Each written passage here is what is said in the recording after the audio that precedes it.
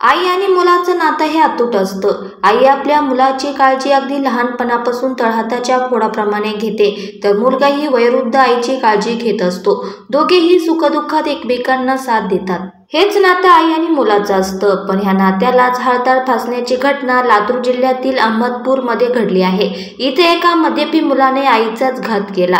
त्याने केलेल्या कृत्याने संपूर्ण जिल्हाच हादरून गेला आहे. एखादा मुलगा संपत्तीसाठी असा काही कट रचू शकतो याने सर्वच जण हैराण झाले आहे. वनिता चामे ह्या लातूर जिल्ह्यातील अहमदपूर तालुक्यातील आहे. महादेववाडीत त्यांची वडिलोपार्जित शेती आहे. या गावात ते आपला मुलगा विक्रम चामे याच्या बरोबर राहतात. विक्रम याला दारू पिण्या व्यसन आहे.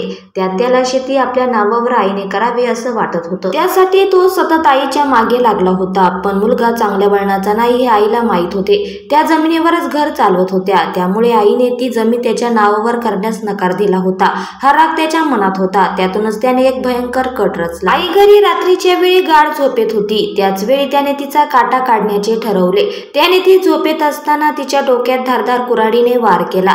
त्यात तिचा जागीच मृत्यू झाला. आईला ठार केल्याने ह्या कुकर्म्याने हा घातपात आहे हे दाखवण्याचा प्रयत्न केला. त्यासाठी त्याने आईचा मृतदेह इमारतीवरून खाली फेकला. शिवाय पुरावे नष्ट करण्यासाठी रक्ताने माखलेले कपडे जाळून टाकले. त्याने आपल्या आईचा घात झाल्याचा बनाव केला. याबाबत पोलिसांना माहिती मिळाली. त्यांनीही तातडीने घटनास्थळी भेट दिली. त्याचवेळी पोलिसांना काहीतरी वेगळं घडलं असल्याचा संशय आला. त्यांनी याबाबत मुलाकडे चौकशी केली. त्यावेळी त्याने जमिनीच्या वादातून आपण आईचा खून केल्याची कबुली दिली. बहिणीच्या तक्रारीवरून आरोपी मुलाच्या विरोधात अहमदपूर पोलिसात खुनाचा गुन्हा दाखल करण्यात आला आहे.